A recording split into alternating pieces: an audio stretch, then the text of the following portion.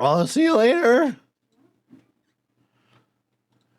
I'm afraid I don't have to make some filthy comment. We're already live, so go ahead and make a filthy comment. Oh, we're getting bad connection here. Oh, that's because there's a million people in my house on the Wi-Fi. It should be all upstairs. Oh, I'll have to go check and see if it's running okay. Things are not looking. See that red box there, babe? I don't like that red box. Oh no. That red box is really bad. All right. Yeah. It looks okay right now. Yeah. I've got Bode here. He's also on my computer case. He's also back there on the picture. And then my big mug I usually drink out of, he's on the bottom of that as well. It is a lot of Bode. Well, so for his business, he was figuring out like the best company to like order stickers through and stuff because they're going to mass produce, right? And they were going to send him like, free test stuff, but he didn't want to use the company logo. So he's like, F it, I'll just send them my face. And so he got a box full of his face. So he's got he went to this meetup of a bunch of friends in Texas and left his face all over the house, so they're still finding it. And that was like 4 years ago. You'll still randomly see in that Discord, I found your face again. Yeah. So it's his thing now. It's great.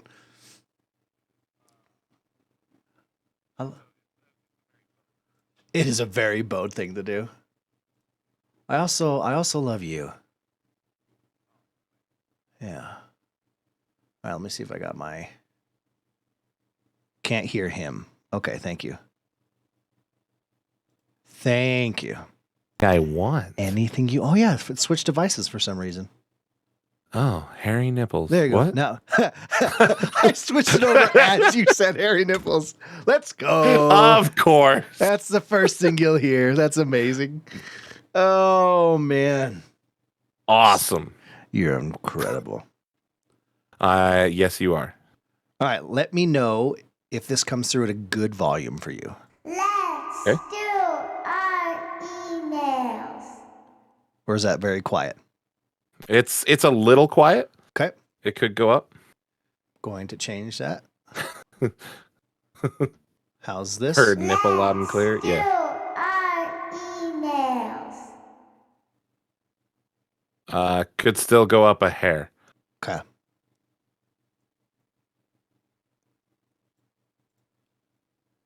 Let's do our Yeah, that's good. emails. All right, perfect. For me, all right. What is this one? Oh, right, that was for the game show. Okay, cool. All right, we're caught up. All right, how's this gonna work? Obviously, there's an intro as most podcasts are introduced. You have a podcast, Okay. so I don't have to tell you anything. You know how podcasts work. I do. Yeah, I'm gonna introduce you. We're gonna drink some milk and have a cookie. I'm gonna interview the shit. The cool thing with you, David, right, is because you're such an active guy. There's so much to talk to you about with just you. Fair. You know what I mean? I do a lot of shit. You do, and it's good.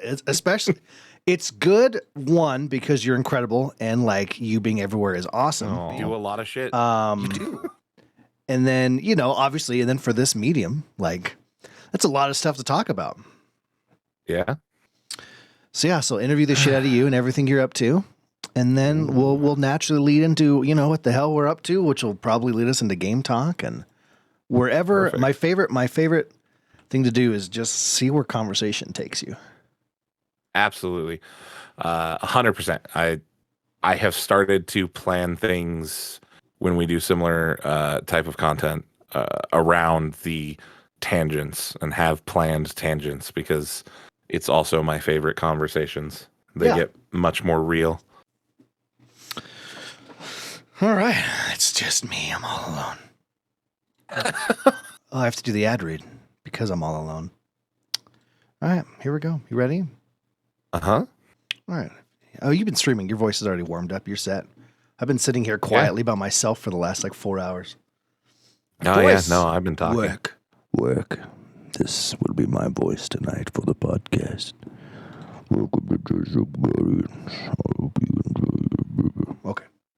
I mean, if you want, I can go in the low register, but This is how we've always sounded, everybody. I promise. That's This right. This is our natural speaking voices.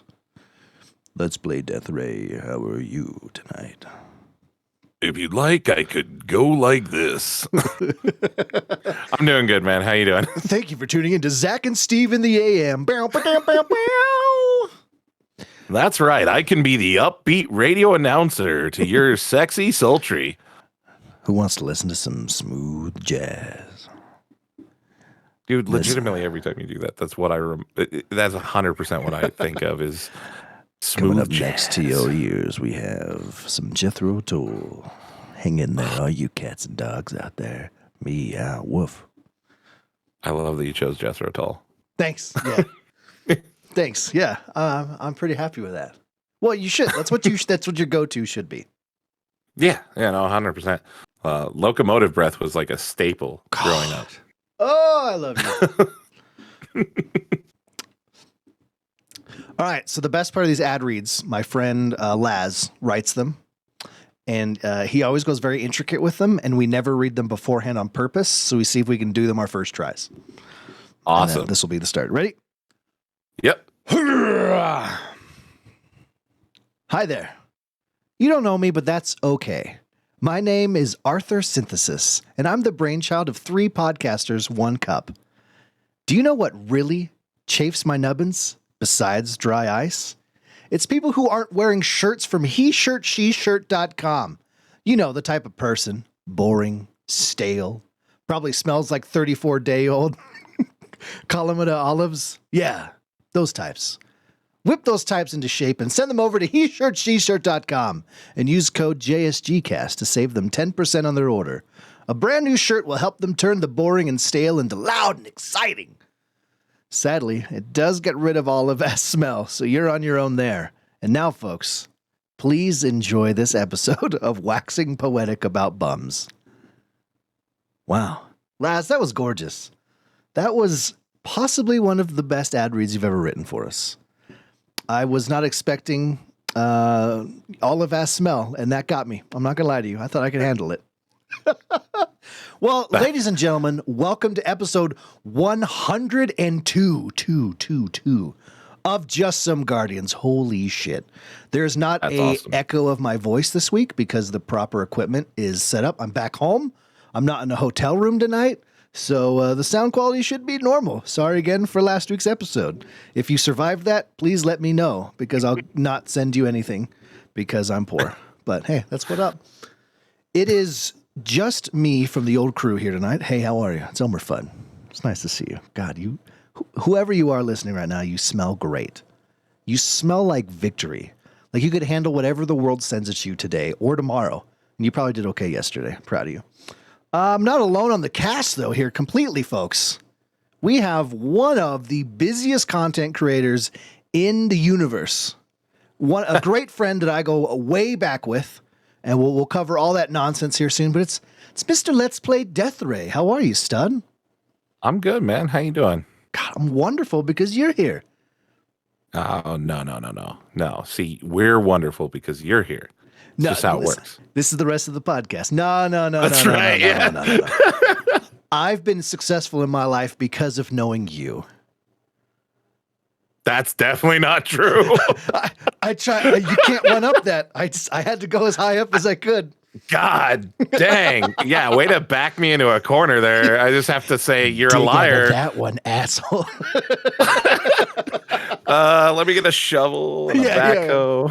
A backhoe, a rope ladder of some sort. Can I get a couple friends? I don't know. Let me phone a friend. Yeah. Oh, I'm getting a call. Oh, look, it's David. Man. Well, how are you doing, man? I'm doing good. Like you said, busy. Yeah. Balancing everything and full-time work and family and everything. Trying to prepare for kid number 2 in November. God, that's on so top exciting. of everything else, it is Do we know? nerve-wracking. Do we know what the kid will be yet? We don't know for sure. We did one of those early DNA tests, and it's pointing towards boy. So probably another little boy. Oh, that'd be nice. Well, with the DNA test, though, it's yours, right? Yes. Okay. All right. You know. I understand the concern, given that there's like 8 of us that live in this house, but no, it's yeah. Yeah. I mean, Wyoming is a very erotic place. It has to be because there's nothing else to do here. There's nothing else to do. Yeah, that's a good point. You either create content or you just fuck. Yeah. Sometimes both. Yeah, and that's exactly what you do. Well, let's start. Where should we start? Let's start with our beginnings. No. Okay. Scratch that. Well. Bleep. It's gone. Rip that off the showroom floor. Begin edit point. I don't edit a damn thing. End edit point. Let's play Deathray. The name. We need to start there. Where did the name come from? What does it represent? So we started off with a much worse name. I have to know. We weren't taking anything seriously at that point. We were just streaming to YouTube because we wanted something to do on a regular basis, my cousin and I. Mm-hmm. And we started as Man Boob Gaming on YouTube. Oh my god. Dude, you should have kept with that. No, because if you searched Man Boob on YouTube, you didn't find us. Well, that's the thing. You've got to start from the bottom of the search, and it's like, all right. So there's an interview with Pitbull recently, right? And he was talking about how he knows how successful he is because if you Google Pitbull, he actually comes up before the dog. Right. So your goal is to grow so much that if someone searches Man Boob, you're what comes up first. That would have been a good way to look at it, but I started seeing all of the videos that came up instead, and I didn't want to be associated with that. On top of that, while it was funny, it didn't have the alliteration, and it wasn't really a brand. It didn't really represent what we wanted to do. Yeah. So when we started to think about, because we had actually some decent success for YouTube streaming. We had streams with over 200 some odd people watching us play Titanfall 2 on just from the PS4 with a crappy PS4 camera that was propped up on D&D books. Yeah. Been there, done that. Exactly. But we started to think about, okay, well, how can we monetize this? Because at the time, there wasn't any options on YouTube. Mm-hmm. And we still didn't really, I wouldn't say took it seriously. That really started about a year ago, last May, that we started actually pursuing this. But we started to talk and thought about, well, if we do get lucky, right? If we do hit it big or get noticed, what do we want to do? And we started to think about, we wanted to make a content creation hub similar to Rooster Teeth. Oh, that's a lofty goal. I love that. It is. It's a big one, but that's why we also branch out into so many types of content and try to work with all types of content creators. And in the process of that, what do we call it? And so looking at our brand and what we wanted to do, a big thing that we do is our playthrough series, and making Let's Plays. We love those. We wanted to make Let's Plays. So obviously that's where the LP or Let's Play comes from. And we wanted some alliteration. So the full name is Let's Play Deathray. And the reason it morphed into LPdeathray is because Twitch is a bitch. True. That is a true statement. They would not let us put Let's Play Deathray. I still to this day cannot get that name. Huh. Well, I mean, so LPdeathray does have a nice ring to it. It's a good the abbreviation of Let's Play is kind of a cool branding technique. It is, and now I wouldn't change it if I could. Yeah. But it drove me nuts for like the first 3 months that I was trying this seriously, because I was Let's Play Deathray on so many socials, but then LPdeathray on Twitch and other places. Now it's kind of like people know it, people know us enough to where it's starting to blend through. And the only place that now we're not LPdeathray, I believe, is TikTok. What are you on TikTok? I'm trying to remember. I was just looking the other day. Let's Play Deathray. Okay, that's right. Yeah. Oh, and Discord. Oh yeah, Discord. Yeah. It's all spelled out in Discord. Well, I obviously, want to slide in here real quick, buddy. So you've been mentioning a lot of we's and ours. So what does that pertain? Who is we and who is our? Who creates and makes up the team of Let's Play Deathray? So there's myself. My name's David. As Hi, you know, my cousin, Jake. We're the originals. We started this, and then it went to David, Jake, and my sister, who now actually streams and does her own content creation. Rose does streaming. And now it has evolved. So from instead of us three, it is now Jake, David, and Kyle. My roommate Kyle for the last year has been with us making content. And so, yeah, we all make content not only together, but separately as well. Yeah, and that's something I really... So I'm actually going to try to edit something here. Hold on. Begin edit point. Ladies and gentlemen, joining us here tonight is David from Let's Play Deathray. I'm just kidding. I'm not editing that in there. Yeah, that's fair. But that's how I probably should have introduced you, because I think between my introduction and then everything before that, it was probably a little confusing to people. I'm sure. Yeah. Yeah. I always forget because I'm talking to you. So, you know. Yeah, I know. So it's just like, yeah, this guy just knows. But yes, no, it's 3 people, 1 channel. That's hot. It is in a lot of ways. Yeah. But it's nice too, though, because it takes, like, I am such a driven person and I am so particular about how things get done that without their help, some of the things we've achieved wouldn't be possible yet because of my job schedule and stuff. So yeah, having those other sounding boards just for my ideas, as well as those other shoulders to kind of push things off on, has been a blessing. Oh, absolutely, dude. And that's one of the hardest things of content creation when especially if you're working with a group, is like learning to allow other people to help. It really is a very difficult thing to do. Yes. And especially since, like, I'm the type of person who, if there's a new technology or something that I think might help us, or any sort of technique, like, I'm throwing myself at it. I'm learning, I'm reading. And so in some aspects, like technologically speaking, as far as the streaming space, I'm ahead of them.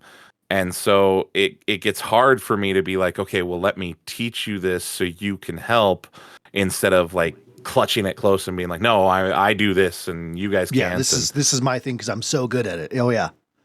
Yeah. And that's an easy slope to fall down, honestly. That's something not a lot of people realize. Uh-oh.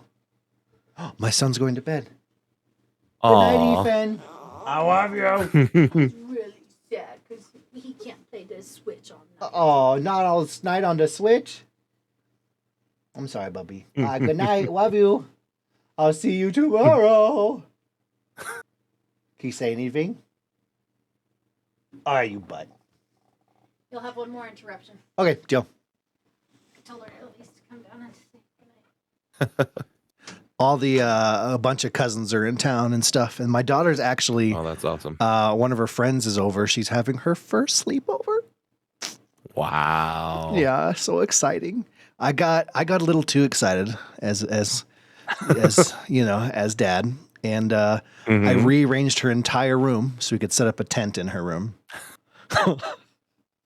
Oh, that's like the cool dad stuff though. Yeah. Like, that's awesome. I live for, well, and I was talking because my wife was like, I didn't even think of something like that to do. And I was talking to her, and I'm like, I'm someone who it's a blessing and a curse. I have a really good memory. So I like almost anything that's happened in my life, I remember it. So when we're doing new experiences, I'm always thinking, how can I make it memorable? Because I remember this stuff. So if my kids remember it, I want them to be like, yo, remember when Dad built a tent in our room? You know, well, it's like, so it's such a small thing. I was probably 6. I think I was 6 or 7. And my brother, we shared a room. We had a bunk bed. He was on the top bunk. I was on the bottom bunk. And our room was a mess with just toys and shit everywhere. Not actual shit. That was gross. But so my dad came in late one night. He just was tired of telling us to clean up our room. And he thought it would prove the point to us that our room was gross and needed to be cleaned if he came in with a giant snow shovel and shoveled his way through all of our toys. In his mind, that was going to make us go, oh, wow, this really is bad. He's shoveling it up. We thought it was the funniest thing we'd ever seen in our life. So we're busting a gut laughing. He's mad about it, but then he realizes how hilarious it is and he leaves. That was like 4 minutes of my life, and that's stuck with me forever. Huh. Yeah, just weird stuff like that. I mean, that makes sense to me, though, because things don't have to be long to be remembered. They have to be impactful. And that's what I tell my wife. Same. That's how I'm, working on kid number 2. Yeah, hell yeah, man. Yeah. But no. Was it impactful though, completely. babe? Was it impactful?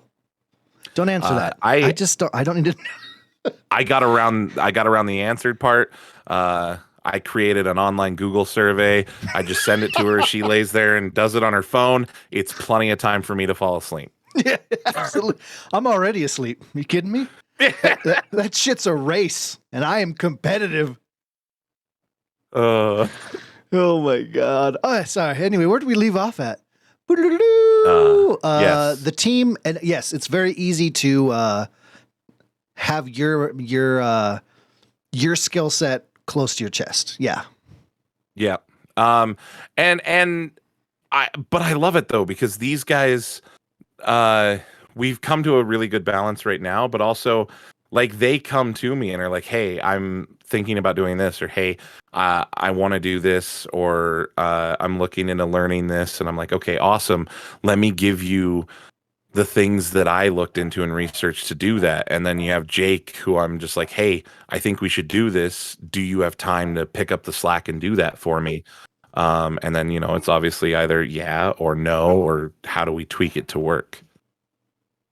Oh yeah. And it's really cool because guys, when you guys start taking it seriously, it took a little to get used to the team aspect of it. Because there was times you'd forget that it was other people than you.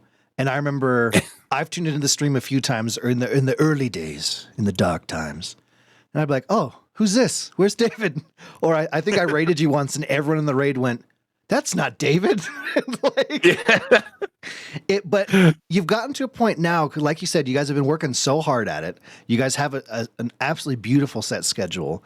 And it's not a weird thing anymore. It's just that you go to the channel and everyone knows who everyone is now. And you're used to, I can tell if I look at my list of who's online, I don't even have to memorize your schedule. I can see what you're playing and I know exactly who it is, or if it's all of you together. And it's a really cool thing to have that. I don't know. It feels safe in a way. You know what I mean? Like you know what to expect. And it's like, oh, it's a home. I know it's there for me. It's very structured. Structured's a way better word than the rant I went on. No, because I love the rant that you went on, because that's how we want people to feel. One of the big things that we wanted to do is we wanted to bring that couch co-op feel to Twitch. When you come in a chat and when you come play with us, whether we collab or you just whatever, we want you to feel like you're on the couch hanging out playing with the boys. Yeah.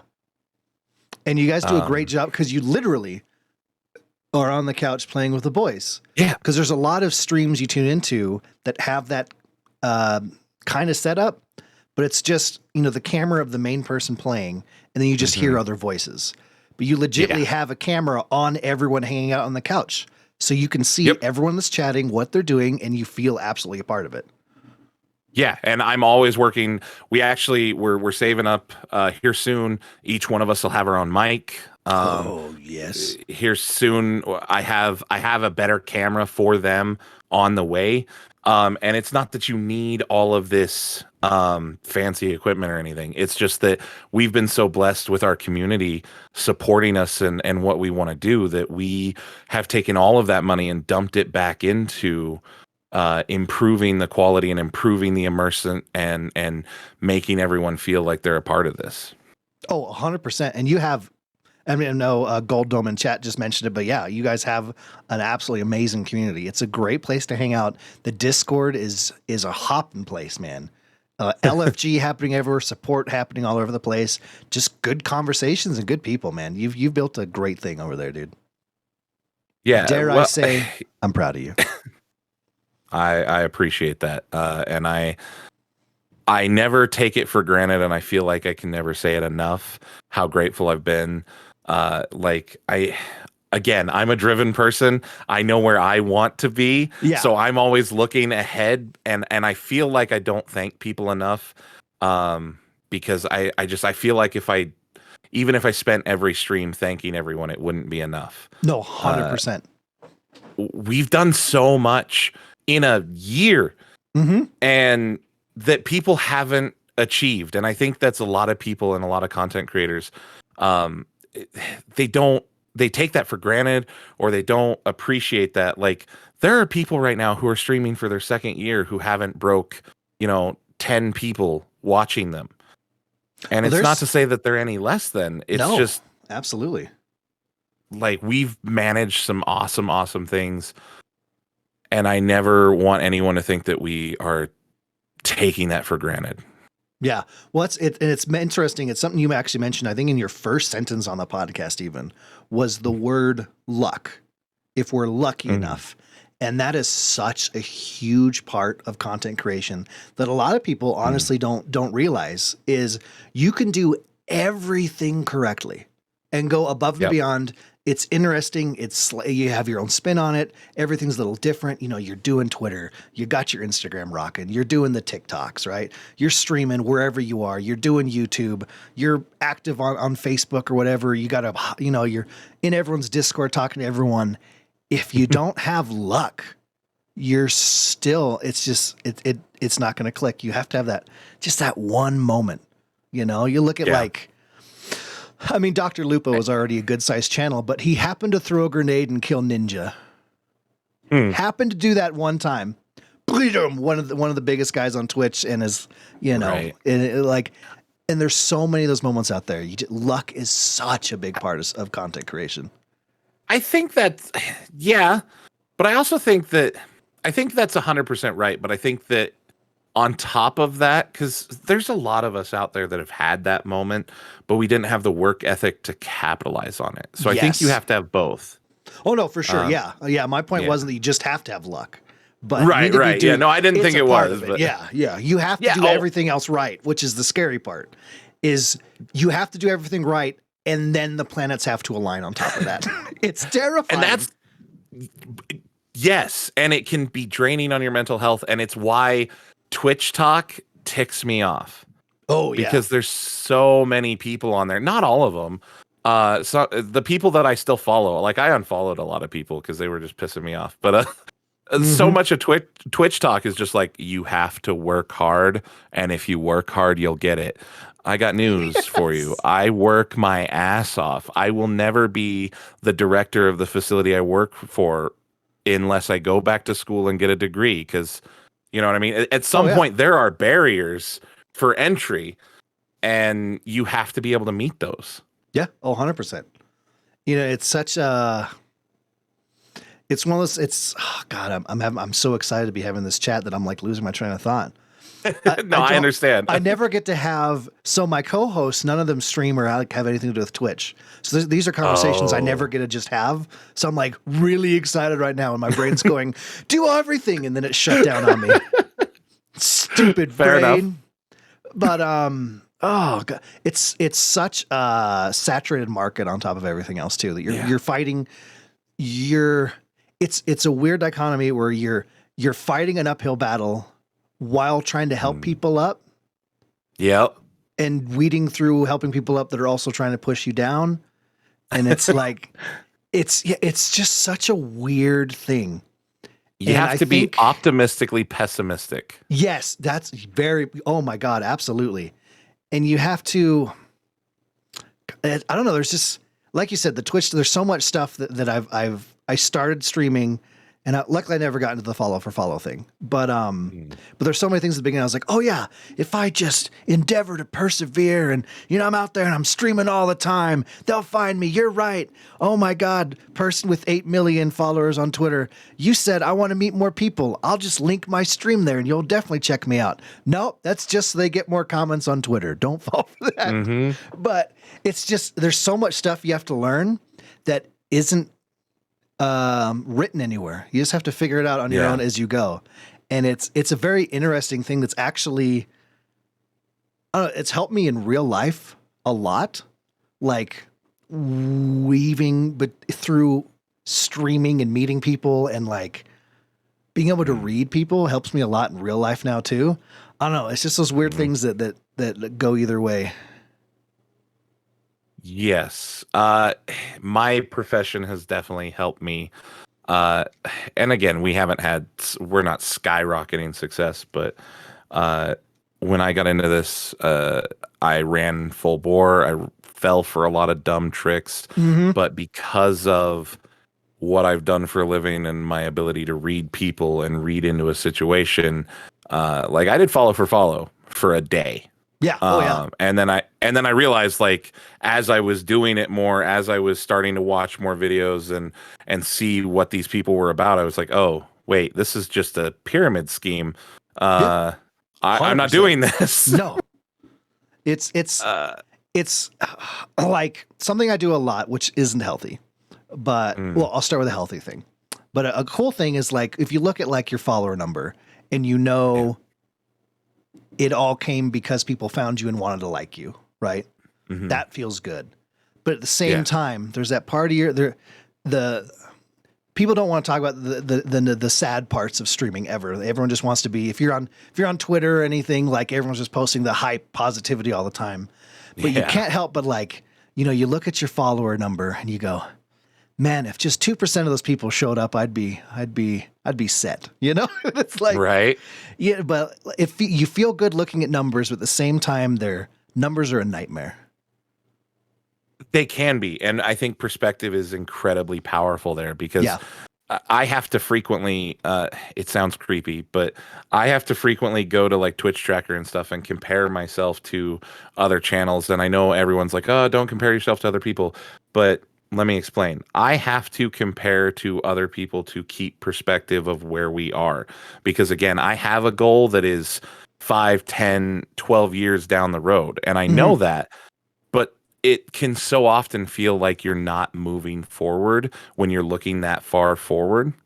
And so I use that to look at and go, okay, well, this is where we're performing compared to this person who's doing this part of what we do.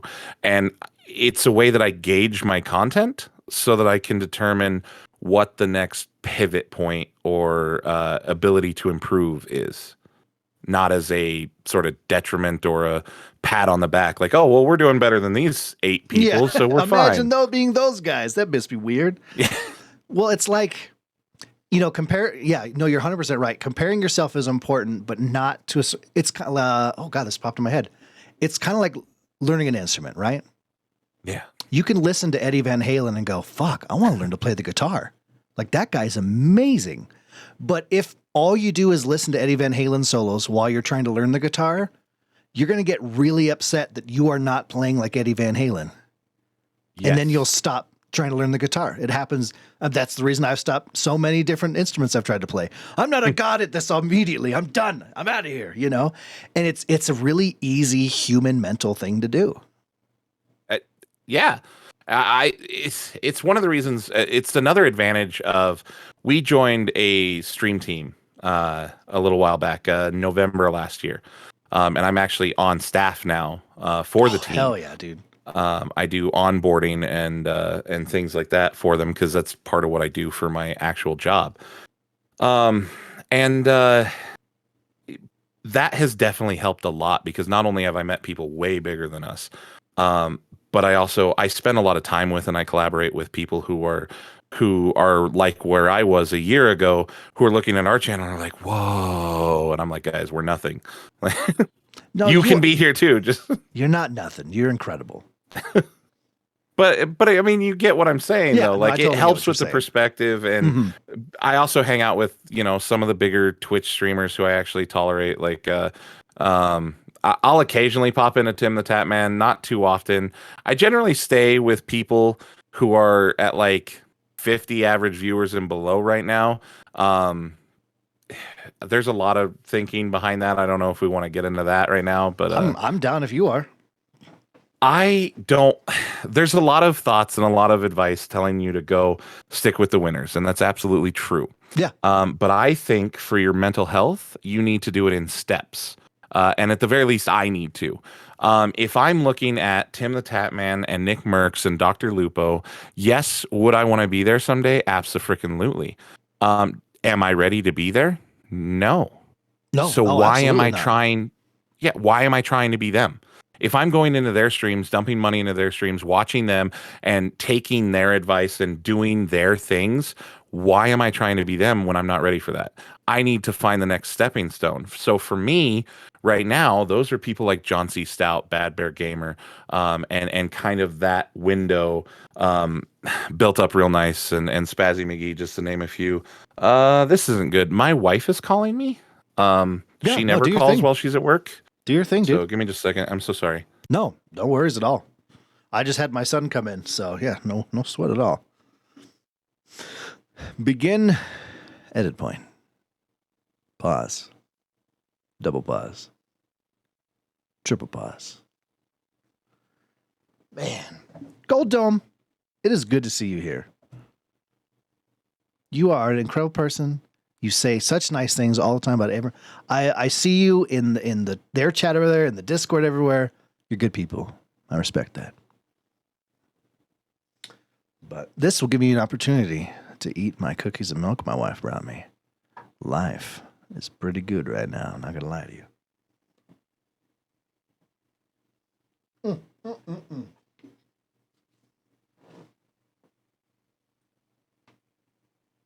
Okay, sorry about that. I hope you enjoy that milk and cookies because you deserve it. Shit, everything okay? Yeah, no, everything's fine. She just is freaking out a little bit. Apparently, so like when she bought the tickets for the airline, it said that we didn't need an ID or any identification besides social security card for my son, and now they might want his birth certificate on top of it, I guess. Oh, cool. Yeah, we don't know where that is. Like, we know we have it. We just don't know which file it's in. I know that And they game leave at all too 4:15 well. in the morning. So, yeah. Mm-hmm. But that's all that was. It's so good. It's just so So good. while you're chewing, I'll finish my thought.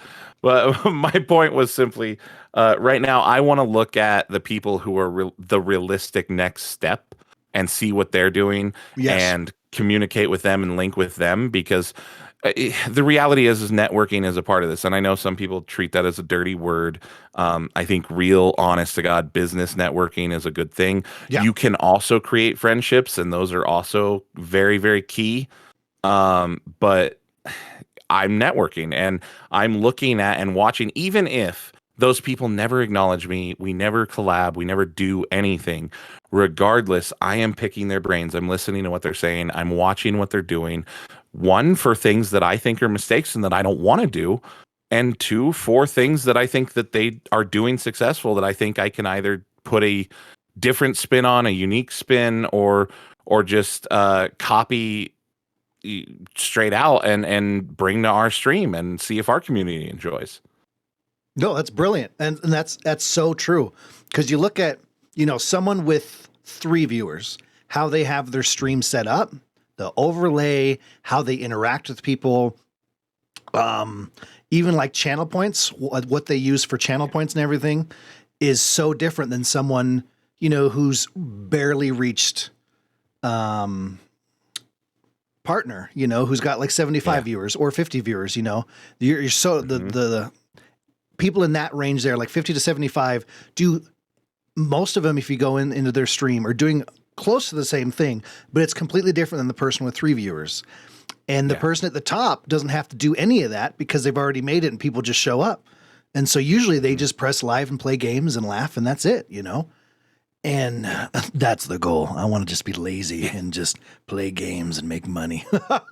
Right. No, you're right though. Yeah. And there's different tiers of it. Thing. Exactly. They built the brand, and the brand is them. It's self-sufficient now. You have to work hard to make it self-sufficient. Mm-hmm. Yeah, no, I 100% agree. And that's another thing that I think new streamers suffer with is they are trying to make a brand, but they aren't trying to make them the brand. Yes. And I also, okay, I'm sorry. I'm gonna talk about this here because I love you. And I heard this on a podcast from other creators not too long ago, and it just really grinds my gears. Oh shit, let's they're do great it. people. Yeah, they're great people who talked about this, but I heard the sentence, you have to earn variety streaming. Bullshit. Hold on one second.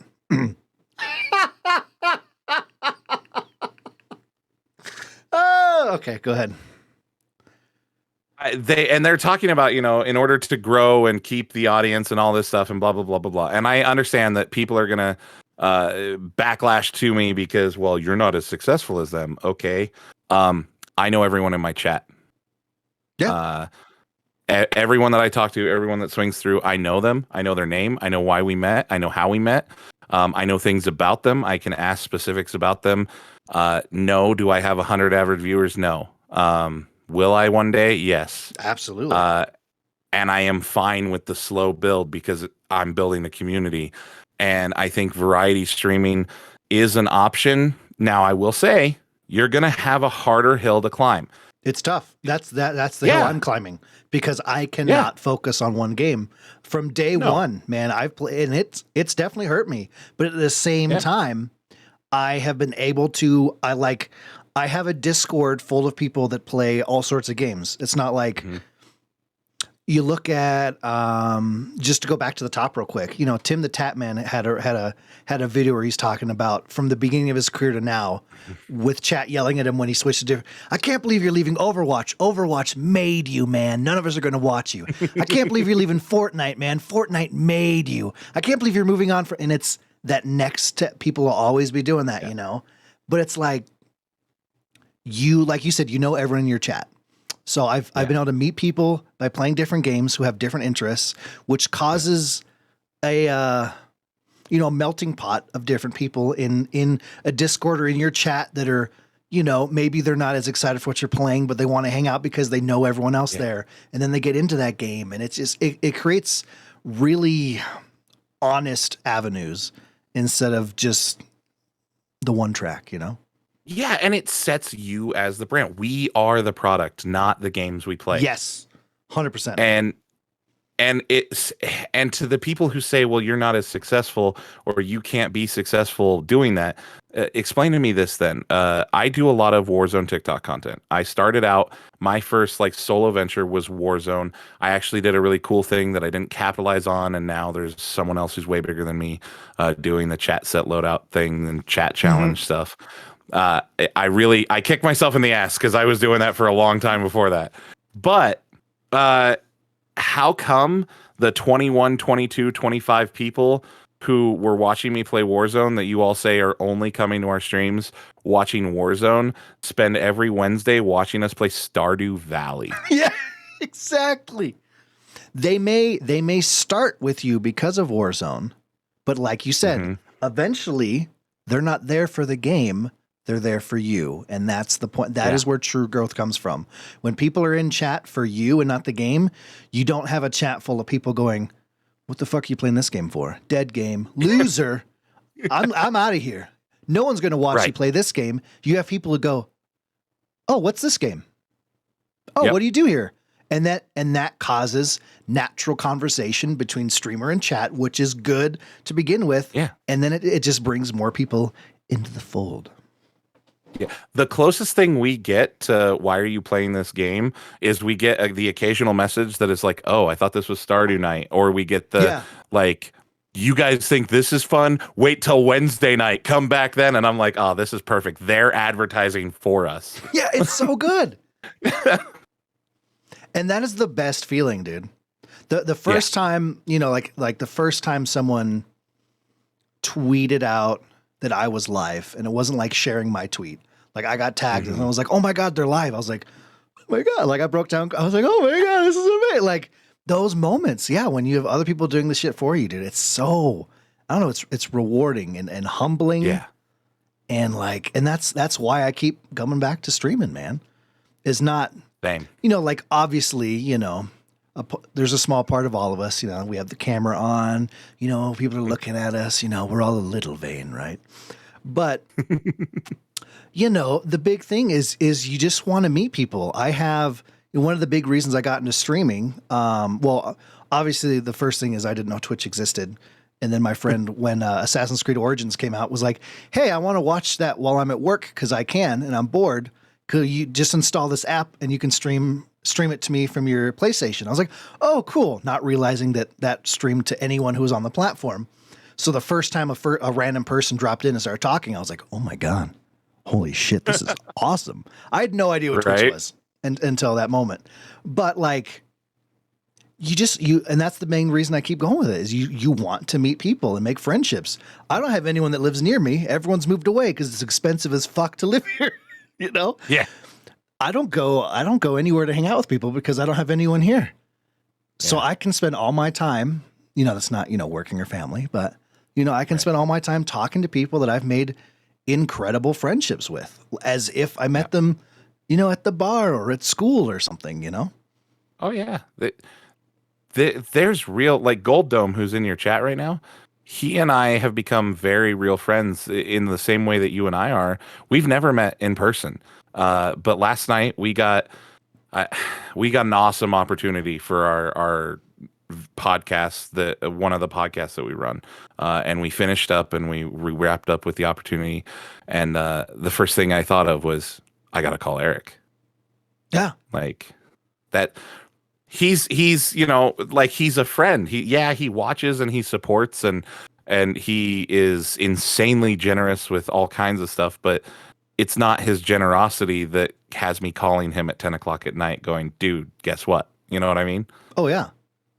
Yeah. Because that would be, if it was just the generosity, it would just be a message. Hey, look what I did. You know, it's the personal call because it's a personal connection. 100%. Yeah. Well, I just had an experience. Yeah. So like, God, maybe 3.5 years ago, I was scrolling through the Destiny 2 directory on Twitch because that's what I was playing a ton of at the time. And there was this streamer called Menu. I clicked on him. He happened to tell a really hilarious joke that I cannot repeat on this podcast. Perfect. Seconds after I joined the chat, he happened to tell this joke. It killed me. I started talking to him. We had, and just that one moment we started talking. And a couple weeks ago, he drove out here and we went camping, went to the Royal Gorge and hung out all weekend because I clicked on something online and happened to be like, hey, this guy's kind of cool. I'm going to happen to say hi. Boom. Lifetime friendship. It's crazy, dude. It is. And I think that's Twitch is real people. Like so many people forget that part of it. Like these are real people and it's easy to get lost in metrics and numbers and you know, audience. Yeah. Yeah. I knew that would get you. Hey, the gamers, grind. Streamers, get out there. You just keep grinding. Keep going with the grind. You're going to make it. Just grind. If you're into grinding and you're here in Casper, Wyoming, go on out to Rax. It's a local strip club. That's the only kind of grinding I want to hear about. And that's the only thing to do in Wyoming. We already talked about that. Yeah. That's true. Yeah. Look, I'm not saying I pole dance, but you can't prove I don't. I'm a 3-hour car drive away from proving that. I mean, I got couches. That's true. Very comfy couches. I've seen them on stream. Yeah. Yeah. Well, with some, I do want to talk about something real quick because with what we just talked about, having these real connections and connecting with people, meeting people, all this really cool stuff with Twitch. I mean, me and you. Yeah. We know this. These people don't know it. Years ago, before streaming anything, I didn't even know the dude played video games. We used to go to airsoft events together and met through that and got very close. Very. And warm and toasty. Oh my God, so close. And then, I kind of backed out of the sport. I don't know if you backed out as much. It took a little longer, but yeah. Yeah. But we kind of, once we both fell out of the sport, we weren't really talking ever. And we were really good friends when we were both playing airsoft. Mm-hmm. And I honestly don't remember the moment we found each other on Twitch or through any of this. I don't know if you do. Yes, I do. So it was when I started Warzone content. Another good friend of ours, who I've stayed in contact with through video games, we fell out and got back together. John, Archer. Yeah. And Archer, I was telling him, because for a while, I know it might shock you now, but I was nervous to tell people that I knew and had a real connection with, that I was streaming and content creating, because I was afraid of that, whatever, you're such a nerd, you're such an idiot, you're never going to make it. Yeah. Yeah. Mm-hmm. And so finally one day I just worked it in a conversation and brought it up to Archer, and he's like, Elmer streams. And I went, I'm sorry, what? And he's like, yeah, Elmer streams. And I said, give me his Twitch right now. And it just so happened that the very next night you were live. And I got the notey that you went live, and I hopped in there and I was like, Elmer! Actually, that's not even true. I called you by your real name. That's true. You did. You did. And I didn't know your username. And I was like, yeah. Who the fuck are you? Yeah. I didn't introduce myself or anything. I just called you by your government name. In all caps. And I'm like, Yeah. Well, and that's the thing, is you didn't know that, because I had the same experience. I didn't share with anyone for a long time. There's still a lot of people that don't know, because I'm terrified to tell people that this is something I do, which is dumb, but it's a real fear we have, And I think I posted that I got affiliate on Facebook, and that might be the only time I've ever posted it. And half the comments are, what the hell's a Twitch? And I never, some people don't know, but yeah. And that reconnected us, and we are inseparable again. Absolutely. Dude, I talk about you all the time. I to an insane degree, I do as well. My wife constantly is like, babe, we need to decide on these drapes. And I'm like, let me tell you a little bit about David. Like, oh, here, David again, David, we're getting intimate. And I'm like, that's a cool position and all, but let me tell you about David. It's just, I think she's getting over it. Yeah, well, one day she'll get used to it. It's okay. Takes time. It does. It does. It really does. I'm talking to her about how much time it should take, and she's getting upset with that too, So I don't know. It's just a roundabout thing. Yeah, no, absolutely. And it's interesting that you say that, because I recently found out that one of my cousins watches my TikToks and our streams occasionally and stuff, and finds us hilarious. This is a person who, not to get too much into my family, but most of my cousins, I thought, just hated me as an adult. They never talk to me. They don't really when family get-togethers, I'm always the weird one who's just off playing with the kids and corralling the kids, because I like them more than most adults. Mm-hmm.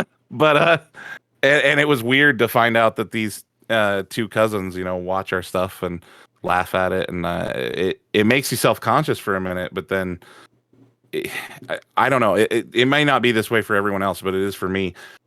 I think about it and I think about it and I think about it, and then I sit down at the computer, I turn everything on, and it's gone. Yeah. Because now I'm focused on the goal. I'm focused on what I'm doing. It took me 2 years before there's a guy at work who I'd walk by his, I work for the post office again, and who might be a new listener coming over from David, because you're such a big deal. I work for the post office in the morning. We all have our individual cases, kind of like a little cube thing. We put everything together. And for 2 years, I walked by this guy's case, and he had Overwatch posters and gaming paraphernalia everywhere. I was like, I don't want to talk to him. I'm terrified to talk. It's so stupid. We had all the same interests. And I was like, because then he's going to ask. And then I'm going to tell him. And then he's going to tell someone. And then the whole office will know. And then they'll make fun of me because they're all old people who don't understand. And it took me 2 years before I was like, hey, video games, right? You know, and gave him my link finally, and he showed up a couple times. But like, it's such a weird thing to be scared of. But it's a legit fear. It's weird. Yeah, there are only 2 people in my entire facility who know that I stream, and they only do because I've gotten close to them. I trust them, and we were doing a charity event for Extra Life, and I was like, hey, this is awesome, and every single person who like tunes in helps. So I finally like told them about that, because for some reason, if you're doing it for charity, the stigma goes away. But I have such a serious job, and my boss is a former Marine who doesn't understand technology. If he were to find out that I were to do this, like, he's a nice guy, don't get me wrong, but he would do nothing but mock me, and it wouldn't be even mean-spirited about it. It's just he's literally that disconnected. Yep. And he would think he was being funny, and it would make me so angry. Oh, and it's such a, like, especially like, you know, Facebook, right? It's family and friends and everyone that you'd like to think are super supportive of you. And you're looking for numbers, right? You want more people to come in and connect. And there's, you know, easily 100 people right there that if I just posted I was streaming all the time, they might come in and be a big part of it. But I don't want to because it's scary. It's such a weird, like, everything I'm looking for is there, but there is scary. Yeah, well, and I think it's because of that level of expectation. Those are the people who have expectations of you, and you kind of have expectations of them. And I think that if they don't meet up to that, then it starts to scare you, because you have to start questioning, well, do they really support me as much as I think they do? Which is a difficult conversation to have with yourself. And the other one is being confident enough in yourself to put that part of yourself out there to the people that you're supposed to have this certain image. I actually heard a really good conversation about this recently between Anime Daddy and John C. Stout, where they were talking about the random people who come and support you more than your own family does. And I have a sister-in-law who absolutely hates video games. She hates that I do this. She's come around. She's less vocal about being anti-streaming now because my wife kind of set her straight. But absolutely, like, there are people in my family who I know think that because I'm doing this and devoting, 40 plus hours a week to content creation as well as my full-time job, that I'm a bum and that I'm not as good a dad and things like that. And it's like, how weird dare is that? you? Because I'm working twice as hard, I'm a bum. Yeah. That makes sense. That makes sense. Well, it's just playing video games. No. It's actually a lot less of playing video games than literally everything else I'm doing. I spend a lot of time at this desk, but I'm not gaming a lot. Editing everything, watching other people and talking to other people. I allot a minimum of 8 hours in a week watching other streamers and talking to them, and not like where I lurk and stop in and say hi real quick, because I try to do that as often as I can. But I'm talking about 8 hours a week where I am in someone else's chat having meaningful conversations and trying to connect with people and trying to get in and it's not the because I know you and I immediately know you're not doing this. It's not the trying to let people know, hey, I stream it too. It's which a lot of people do, but it's legit. There's a difference between allotting time to, and that actually was something you were talking about earlier. There's the word networking, which gets gross. Which is where people just show up and they're like, well, I really like your style. I think you would also enjoy me. Gross. That's the air quotes networking a lot of people do. But legit business networking is, there's people that I've hung out in their chat for like 4 months before they even knew I streamed. Like they happened to see, I think they happened to click over because they're like, oh, I'm just going to follow you because you've been talking to me for 4 months. And they're like, oh shit, you stream? I had no idea. And then they come in and hang out,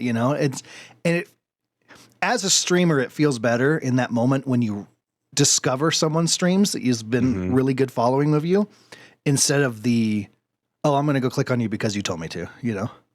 Yeah. I picked up some rules from, I hate to keep mentioning him, but John C. Stout that I've used for a very long time. Now, when I go into the stream, unless it's someone who I have like a really close connection with, I don't say, all right, I got to go. I got to get ready to go live. Instead, I say, all right, I got to go to work. Yes. Because that's the way I think about it. And when I come in and I want to, like, let's say they're doing something that I really want to maybe see if I can utilize, or I have a question about their gear, I don't just outright go, what camera do you use? I want to know what to use. I preface it with, hey, can I ask you a question about your gear? I'm really into cameras. Or, hey, can I ask you a question about your setup? I'm really into graphic design. All of that's technically true because I am really into it for the purpose of utilizing it for myself, but I don't want to self-promote myself, and I don't want to take attention away from them.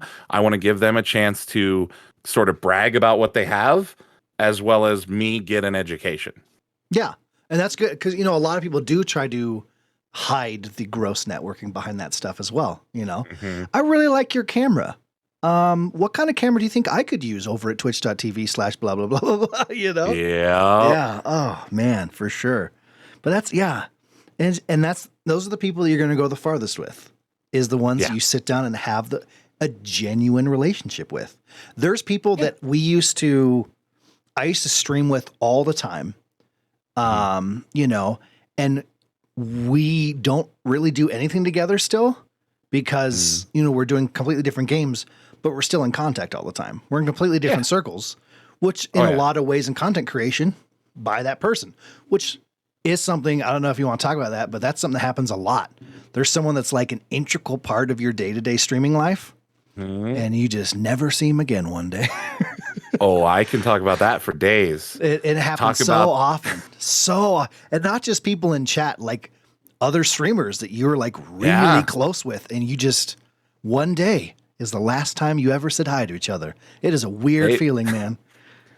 I get it. It's happened to me twice with people who lived in my home, let alone the streamers that I connect with and people that I play with. Like, my sister, all of a sudden, not the one, you know, not the one that streams. Okay. But the other one, she was part of our content creation. She was the one helping us like figure out what cameras and how, because she was really into photography. So she was the one who helped teach me budget webcams that would help get us started. And then all of a sudden one day she's like, okay, I'm moving out. Fuck. What? I haven't talked to her in like 8 months. That's insane. But that happens all the time. It's real life, and she's busy. She has an awesome job. She got promoted. Like, no hate on her. She is. I love her to death, and she's doing what she dreamed of doing, and that's awesome. And that's an important part because there are people that disappear, and it's not because like they just suddenly decide they hate you. You know, like you know you're not talking as much.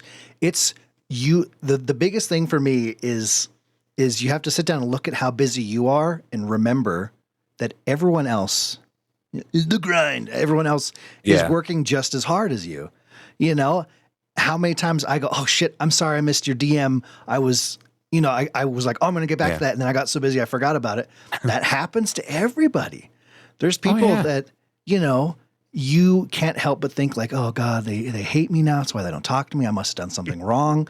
And then one day you finally like, you pop in their shit. You're like, hey, and they're like, oh my God, it's so good to see you. It's so exciting. And you immediately connect like nothing happened. It's not because they don't want to talk to you anymore. Everyone just gets busy.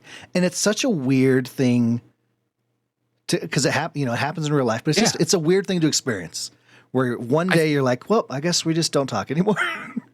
Yeah, I think it comes from entitlement a little bit, honestly. Like from the people who get mad about it, you know what I mean? Yeah, I guess like they get that when they get all pissed off that people have real lives and disappear or make a connection with someone else. Like a great example, one of my best mods. She is an awesome person. I've known her for a very, very, very long time. I'm great friends with her husband. She absolutely clicked with another member of our community who also streams, and he's a great streamer, and she's a mod over there as well. And like, you don't own your viewers. No. And people get mad when like they're watching someone else or they're doing something elsewhere. Like, I've heard some big content creators talk about their mods like, well, I unmodded them because they weren't here and they were watching this streamer instead. I'm like, what the I'll just make another mod. Like, come to my streams when you have a chance. Like, yeah. Like, I love that she has connected to somebody through my community who now she feels connected with and close with. That doesn't take away from me. That doesn't take away from the team. That doesn't, it adds value. Because you can hold on to that. Oh, yeah. No, 100%, dude. 100%. Let it out. Let all the rage out. But yeah. There's entitlement is a real thing that happens in the streaming universe. Absolutely. Yes. And people think they own their mods. People think they own their viewers. And to some extent, people think they own the other content creators they play with. Yeah. And it's insane. I get one more average viewer than you. So I am the bigger deal here, and I'm in charge. And when I say we do stuff, we do stuff. Yeah. Yeah. Damn. Or the I was online, why didn't you raid me? Have you ever gotten that one? Oh, God, yes. Oh, shit. All the time, man. Why didn't you raid me, bro? Do you hate me now? No, I've rated you the last like 4 times I've been streaming. It's time to. I've recently met someone else. I want to give them the love. Let my community meet them, or I want to go just meet someone new. It's not a big deal. I'm not gonna lie. I have used my stream team as an excuse for that question so many times. We do have set raid days, but there have been times I've gotten that question not on a team raid day. Mm-hmm. Why didn't you raid me, man? Oh, it was a team raid day. I'm so sorry. I know it makes me a bad person, but at 2 a.m, I don't want to deal with this. No, and you shouldn't have to, but people do it, man. No, my go-to is always like, oh yeah, someone who's in my stream all the time. They have a really good friend they wanted me to meet, and I was like, sweet, let's go over there. And usually people are like, all right, I get that, I understand that. Yeah, but yeah, it's just there's a lot of awkward moments. Yeah, where you're just like, I don't know how to proceed here. This is a weird thing I'm experiencing. There's been a lot of firsts in a year, man. Like, yeah. Oh my God, yes. Whew. And they won't stop, man. I've got I think it's in like 5 days, I'll have been an affiliate for 3 years. Oh, dude. Yeah. Congrats, man. Thanks. Our year of affiliate is this month. We're doing a big thing at the end of the month for it.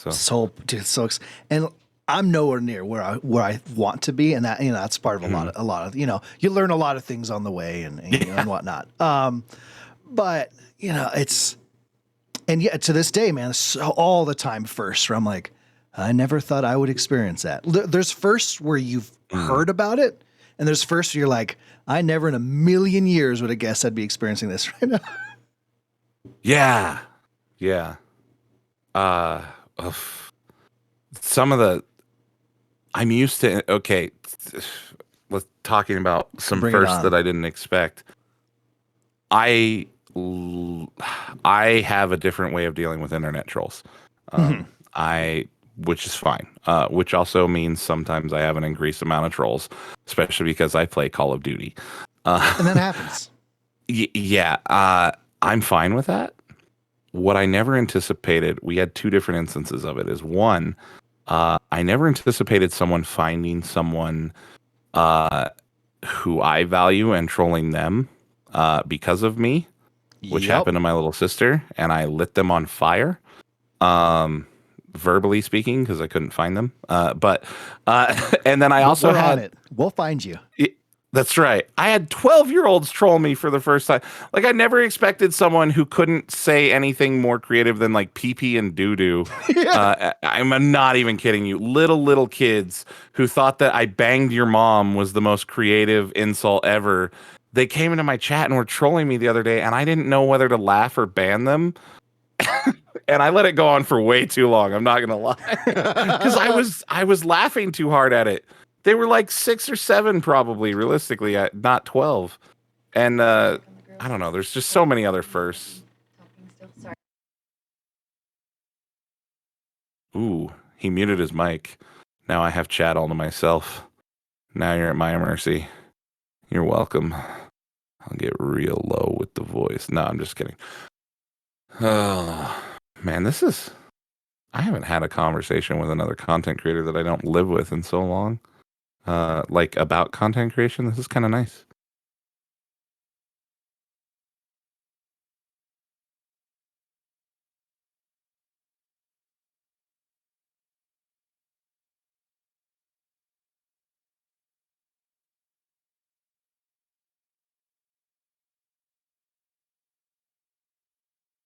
Everyone just stare at Elmer longingly.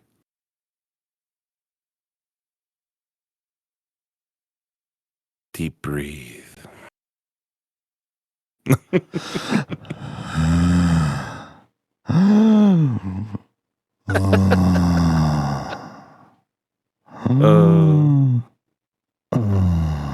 yeah. Oh yeah. This is the rest of the pod. Sorry. Little Wi-Fi girl. But yeah, I heard in one ear you hadn't been able to talk with another content creator that didn't live with you. Yeah. Yeah. Like I've had, we started a new podcast. I really try not to self-promote here. This is why you're here. I know, but I hate it. It's seriously, it's I hate it. Okay. Tell me if you agree, and then self-promote. Sorry. I feel, because we've been talking about how, going in other people's chats, because you just want to be there as a viewer. Yeah. And you do this. Where you join a chat and they immediately like, oh God, go check out this guy's stream. And they start shouting you out and plugging you. And you're like, no, I don't want people to look at me. I'm a viewer right now. Stop it, please. And you feel weird because self-promoting is, some people are just have it, and it just feels weird to do. Yeah. But that's why I do it though, to my friends. Like, it's kind of the way I approach sponsorships. I treat those of you guys that I shout out like sponsors. If I'm not going to use a product, I'm not going to recommend it. I don't shout everyone out. Aww. But the people that I do, I shout them out, and I give you those shout outs because I really do want everyone who watches me to watch you, because I love your content and I think other people are going to find value in it as well. Also, taking compliments is hard too. So you really backed me into a corner here. I have to. Damn I owe you. Oh God, we're back at this again. Shit. That's right. This is the compliment war. but you don't want to go down that war path. I will destroy you. You will, because you are willing to say such nice things. And eventually my inner asshole goes, dude, you can't say that. People are going to think you're soft. Yeah. And that's okay. That's okay. Yeah, inside I'm going, but I am soft. And you are soft. I am. Anyway, you have a new podcast. I want to hear all about it. Yes, it's on Mondays. We've had the first one. It'll be going up on YouTube on Saturday. Okay. And we record live, and we bring content creators on with Jake, Kyle, and myself. And we discuss, the title of the podcast is Something Else. We actually talk about things outside of the content. Like, obviously, we wander back into content creation because we're all content creators. Can't help it, yeah.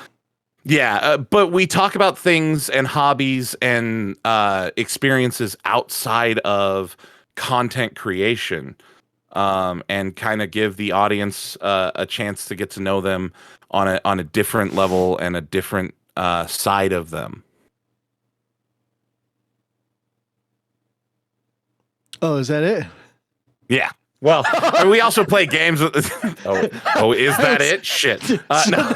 Sorry. No, like we were just talking, the self-promoting thing. I do the same thing where I'm like, and that's everything my mind wanted to say. Bloom, done. Yeah. I don't know. I do the exact same thing. We also play games, and our roommate Kyle does weird stuff. Sick, dude. Is that on your channel, or is the podcast separate? It's on our channel. We want to, because we want we're variety and we want to make us a hub for all kinds of content. The only content that we make that's actually separate from the Twitch channel and all of that is our Malcolm in the Middle podcast. That's on Spotify and all your podcatchers. Do you want to talk about that for a second? Because you just had some big moments on that.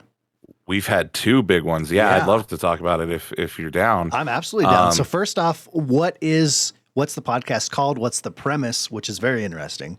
And then, what are those moments, dude? Okay, well, so the podcast is Life is Unfair. It's a Malcolm in the Middle rewatch podcast. And basically we go through chronologically and we go through each episode and we talk about the main storylines that happen in the episode itself. And then we have a list of awards that we give out for that episode. The primary 2 are shittiest and least shitty kid, because again, Malcolm in the Middle centers around the kids themselves for the most part, and we choose a least shitty and shittiest kid for each episode. And then on Twitter, the audience can also chime in and have their votes.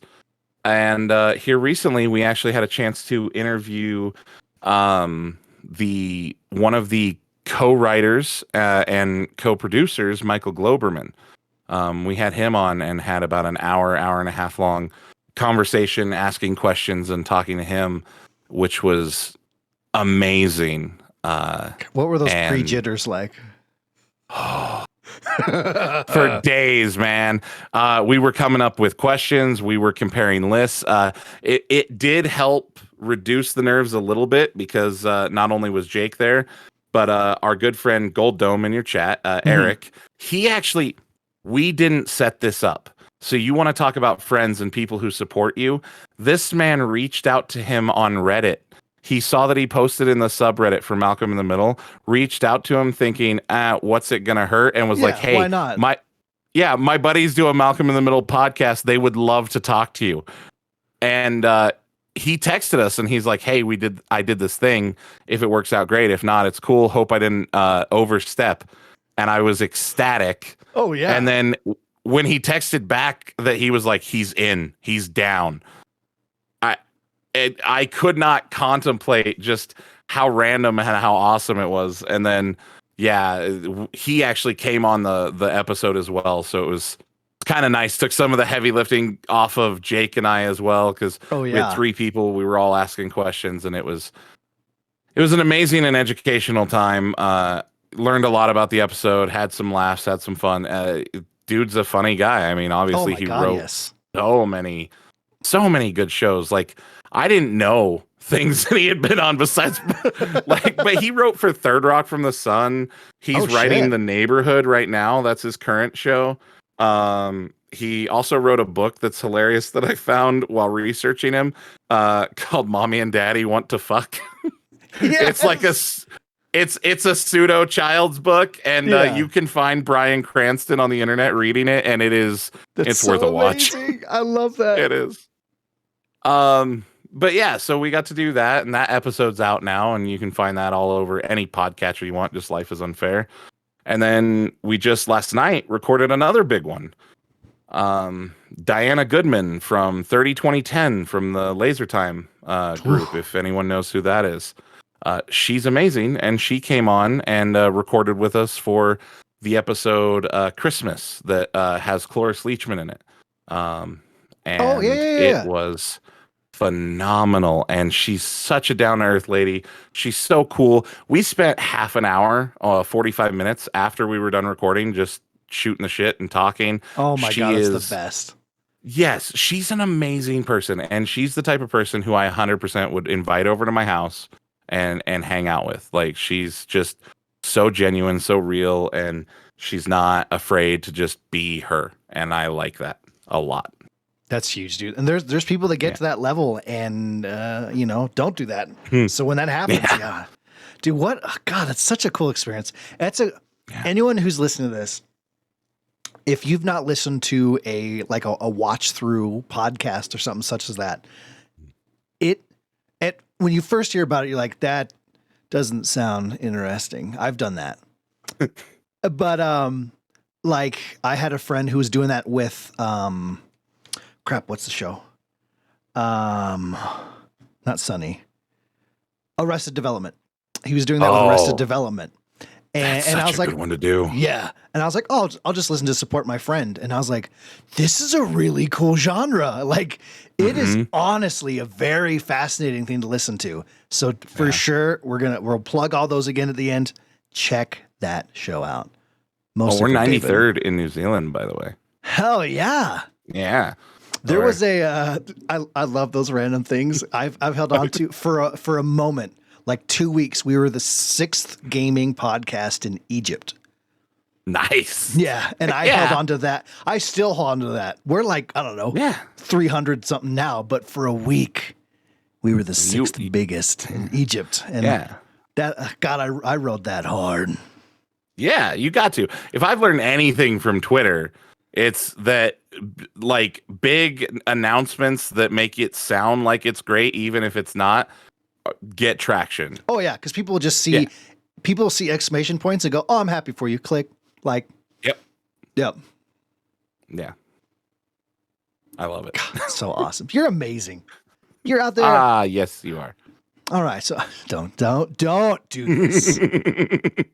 Twitter, TikTok. Yeah. Well, so you've been working hard on, we've mentioned TikTok a bit.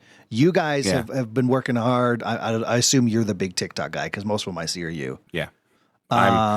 You're working hard on TikTok, and I know you're always playing with new ideas and switching things up, and how you're the layout of everything is, the overlay, what kind of content you're doing, and you're constantly pushing to try to find what sticks. And you're very active. Let's talk about that a bit. Yeah, I try to be. I set a goal way back when that it was ambitious. It wasn't enough I couldn't keep up the pace. But for now, I wanted to have 3 TikTok videos a day. Because everyone kept saying that was the magic number, and it might be. I cannot edit that much because I have a family and a job. Yeah. And I just don't have enough time to get that many clips. But the grind, bro. Oh, sorry. Oh, God. But I do still remain active, and you're very right. I work hard. And right now, I am generally, most weeks, I have a TikTok a day. And then I also have a YouTube short a day. I have an Instagram reel a day. And now with the new podcast, I'll have a YouTube video a week. And that I think is going to be very beneficial. I am always trying to find something and add value. I want to make something that people enjoy. If I laugh at a clip or if I think something's funny, I'm putting it out. And if other people like it and agree with me, awesome. If they don't, well, get a better sense of humor. But no. figure it out. Take a lap, huh? Yeah. Jesus, these people. But no, I think it sounds so corny to say make content for you, but at the end of the day, really, you have to be proud of what you put out. Yeah. And maybe you take the approach where you don't put you make a joke because you think the internet will like it and you don't find it funny. And if that's what makes you happy, okay, whatever. But you have to be proud of what you put out. If you wouldn't watch yourself, why would anyone else? Yeah, 100%. And I've flubbed some videos. I've put some videos out and then that I thought were man, this is dope. And then I rewatch it 20 minutes later and I go, why the fuck did I put that out? Is that even me? God, I'm disgusting. Yeah. Oh yeah. But that's part of the learning process, though. Now my editing process is different. There were some things you mentioned the format. I kept watching and I was like, okay, this is my format. I'm gonna stick to it. And then I was watching other people who were doing the same stuff as me, and suddenly their format changed. And I went, oh shit, is this what people expect now? Yeah, to just change all the time. Oh, it's just crazy. I think everyone's doing the same thing you are, and that's something you got. That we constantly have to remember. Everyone's trying to find something that sticks, and they notice someone else is doing something different.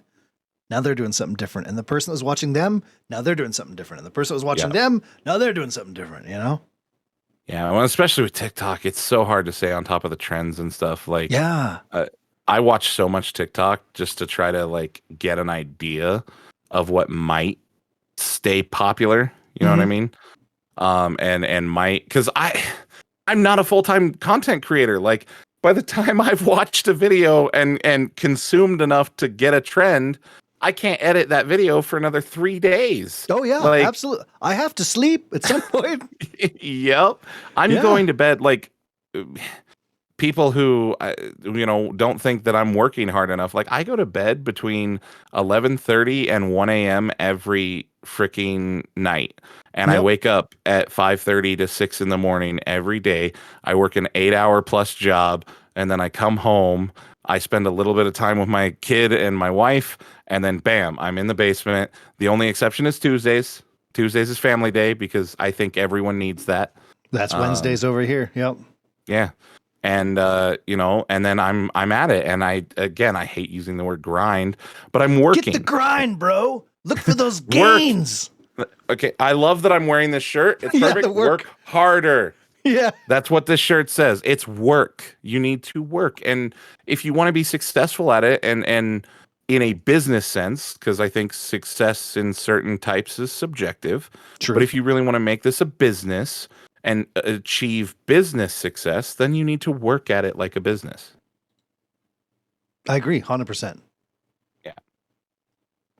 All righty. All right, buddy. Well, with your permission. Yeah. A couple short segments here, and then we can get out of here. How does that sound? Yeah, absolutely. I know. Although I never want to leave. I know. I could. I mean, if you're down, like, I know you want to get back to streaming, but I'm down for this for another like 5 hours. Let's go. Dude, right? There's so much we could talk about. Like, I love talking to other content creators because you get it. And I love talking, like, I look up to you in so many ways. Stop. No, really, I'm not trying to go back to the compliment war. I'm being sincere though. Like, you're so open and encouraging to people. And sometimes it's hard for me to do that. Like, you are one of the people who taught me how to do that on the internet, because I always felt like even though I was genuine, I always felt like other people would perceive me as just being full of shit. So I just didn't do it. And so admittedly, when I feel that way, I go and I turn on one of your streams or a few of the guys that are on the team, because they're the same way as you. And that's how I kind of get that mental motivation of, no, like, people need to hear this, and it's okay to say this, and it's okay to be a good person. And if people judge you for it, fuck them. 100%. I could not have said that any better. And that's something, like, I didn't do that at first. And it got to a point where I've had a lot, we talked about people disappearing from your life, right? I've had a lot of relationships with people that, like, if I had just said the way I felt, things would be fine, and that happens for everybody. And if I got to the point where I was like, well, why the fuck am I not just saying, it's just words. Like, it'll either go great or it'll go bad. And usually it's nice stuff I want to say, but you have it's that same thing you were talking about earlier. You have that asshole inside just like, nah, dude, you can't say shit like that. They'll think you're soft. And then finally I was like, well, who the fuck? I don't, if they think I'm soft, but they like me, they'll protect me. Right. They can be hard for me, and I can make them. Wait, what? Hard. What? Yeah. Well, it's so funny too, because like you know what I do for a living. Oh yeah. I can have those conversations with those individuals, people who, most people wouldn't be able to have those type of conversations with. But then I get in front of the camera, or I get in front of somebody who I genuinely I respect and look up to, and then it's hard to be like, I fucking love you. Why? Yeah. Why is that so hard? We're just talking about the Facebook thing. Why is that? Why is that scary? Why is telling why is, when someone says it to you, you hold on to that shit for days, and they would do the same thing, but it's still so hard to say. Yeah. Why is it hard? I don't know. And why is it hard to accept that they believe it? Like, yes, that is my. So I finally got over being able to tell people, like, nice things. Not everybody. I still have a few people that I'm like, God, I respect the hell out of you, but I don't want to say it. Because what if you're like, oh, that's nice. That would crush me. Yeah. But I cannot take a compliment to literally save my life. If someone put a gun to my head and say, "Hey, you have nice eyes," I would pull the trigger. It's just nope, can't handle it. Bam. It's a hard thing to work on. Yeah. I don't have the answer to that one because I'm so bad at it. It's kind of cool in a way. Like again, from earlier, we were talking about how if you're streaming, you got your camera on, like everyone's a little vain. But everyone I know that does what we do has the exact same problem. In a way, we want praise. That's why we're doing all this and doing the grind for the gains. But at the same time, you know, we'll be all in. And the second someone says nice, we're like, I'm going to go in my shell now. It's like we get what we want and we crave. And then we're like, no, thank you. Yeah. And then you have those days where you have just like an off stream, people are, you know, barbecuing with family or whatever, and there's no one's there, and then you close down and you're like, man, no one fucking loves me. Yes. And then you have to, if you're me, like sometimes I have to literally just slap myself and be like, what the fuck are you talking? Same. The thing I'll do a lot is if I have a stream like that, is I have to force myself to look at like my phone or my Discord of how many times I've messaged people like, I saw you were live. I'm so sorry I missed it. And realize, okay, I'm missing stuff. Other people, I'm a person and other people are also persons. We're all just doing the same thing out here. And I'm the same way. I have to physically slap myself in the face and go, bro, you don't, no, it's, you know, it's nothing depends on me streaming, you know, like it's okay. People have, perspective. It's huge. People have lives. So strong. When people are there, it's awesome. If not, it's okay. I still got to sit here and play a video game. Like, it's okay.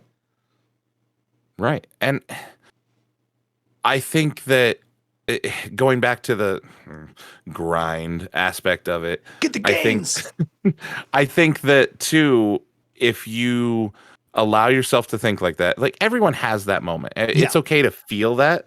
Like emotions are okay, but how you process them and deal with them is important. And so the way that I deal with it is I've learned to turn everything into content.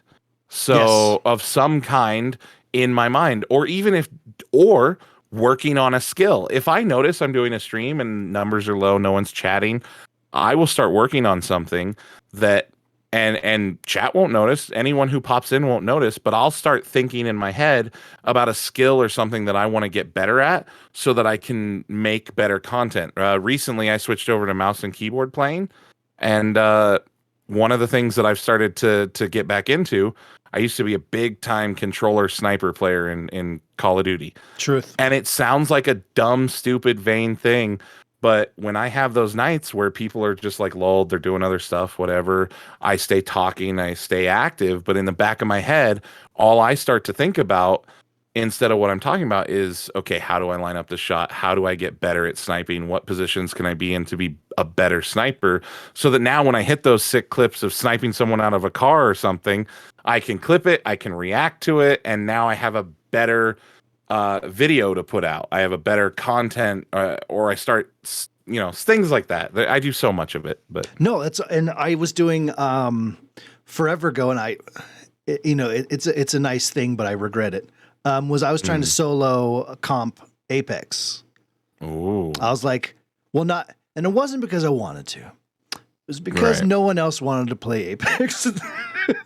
I wanted to. I just don't have time. I was like, okay, well, I think this might have been before me and you rekindled our love. Oh, fair. It was right. You know, Apex launched. It was a huge launch, and everyone was playing it. And it was shortly after. It never really fizzled because Apex has always been a big game, but a lot of people fizzled off of it. You know. And so it's kind of like right after that when I was like, I want to finally comp grind. And everyone was like, well, I've moved on to other games. Right. And so I'm like, that's okay. I want to do this. I'm going to stream this. No one watched ever because it was, I think I was freshly affiliate and everything. Like no one was watching. No one was watching at all. Right. And I was not good at the game. So which made competitive grinding really difficult. And so I was bet. doing the same thing, but I was saying it out loud on stream. I was like, all right, what am I really? I'm really bad at, and it's a simple thing in shooting, where you're keeping your eye on the cursor while following the cursor to shoot people. And what I was noticing I was doing is I was watching the person move on the screen and then moving, trying to move with and then reconnect with the cursor to make the shot. So I was like out loud, I was like, all right, this is what you're going to work on. The only thing you're going to work on is keeping your eye on that cursor and moving around with it. And I spent like 3 hours solo focusing on my gameplay and trying to improve. Awesome. No one watched it. I screamed a lot. Thank God no one was there. No one would watch me to this day if they watched this. But I had one person that was like, hey, I was bored at work and I went back through the VOD. That was really cool. Like, there's stuff I need to work on. I need to do that. And I was like, oh my God. Wow, I did it. Yeah. But like, yeah, you need those. When no one's there, it's a good time to self-improve. Yeah. And if you can repurpose, like, I'm super busy. Like, if you can repurpose that for content, why not? Yeah. Oh my God. Like, Well, no one's here. I kind of want a clip of me jumping out of an ATV into a moving helicopter. Why not? Boo-ba-doo-ba-doo.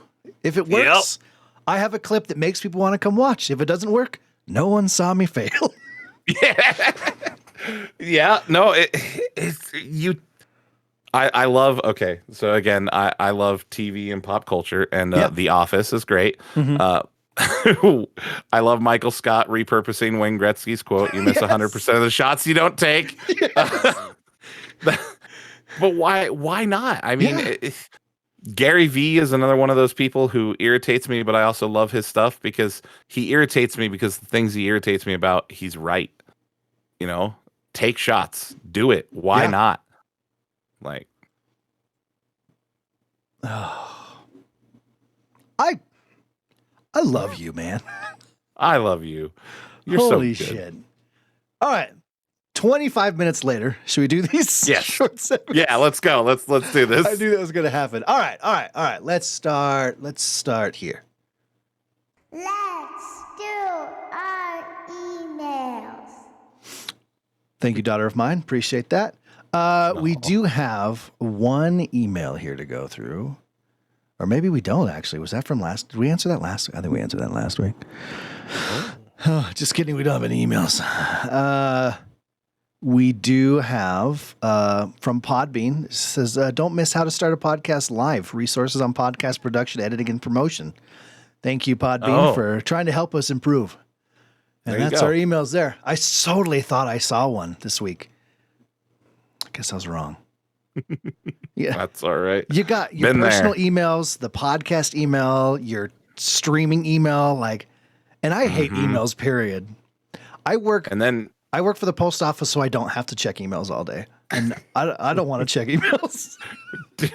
I get it, because we've got the podcast email, we've got the stream email, I've got my personal email, I've got my work email, and then we have another email for a side project that Jake is working on, where he's letting algorithms choose basically every choice that he can have them choose for an entire year. So like, ugh. Oh, God. All right, next up. Story time. So story time is a segment we do here on the show every week where we get together and we tell a story in gaming. We're gamers. We like to talk about our escapades. We're very nostalgic here on the show. We've been doing this segment since episode 4, I believe. And it's one of my favorite parts. Mr. Deathray, do you have it could be like tabletop, like tag, video gaming, any sort of gaming story that you want to drop into our laps? It doesn't have to be epic. It can be stupid. Literally anything, man. This is your time. Oh, my Lord. So many. I know. But I think I have to tell this story because it was my first time DMing for our D&D group after. So my cousin Jake came back, lived with us. We started all this stuff, etc. We decided we want to play D&D. It's my first time DMing with any of my family members or people that I anything like that. And we decided to just have some fun. And we did a first, basically, I wrote a campaign 100 years in the future in the same world that my cousin made up. Like, we wrote the religion, we made it completely up. It wasn't one of the out of the book. Like, we made everything. And anyways, to make a very long story short, my cousin, we weren't familiar with some of the character rules because we hadn't played in a long time. So he made a bard who shouldn't have existed because his stats were just way too low in certain things. Like, he was good at being charismatic. He could have sex with anything, but he had a 1 strength. Like, That's so shouldn't awesome. have happened. And he somehow was like the only original party member that survived. And they went through and they were dealing with all these gods and everything. And he managed to get himself a following that openly called themselves Team Evil. But he convinced people. He was so charismatic that he was able to convince a lot of people that it was just an ironic name. And Team Evil, true to their name, decided that they needed to train another bard to play the drums and do the but-umts thing for them and replace their current bard in case he got a little too evil for them because he was going down that pathway. So they convinced one of the clerics to take a level in bard and to learn to play the drums. Just to do the but-umts when they made dumb jokes. And then when Jake tried to kill one of the characters that they wanted to align with or got a power or something, I don't even remember what it was. They dug a pit like outside of camp to trick him out there and kick him into it. And it ended up in almost a TPK, and Jake is one of the only people who survived because they just kept taking turns kicking each other into the pit.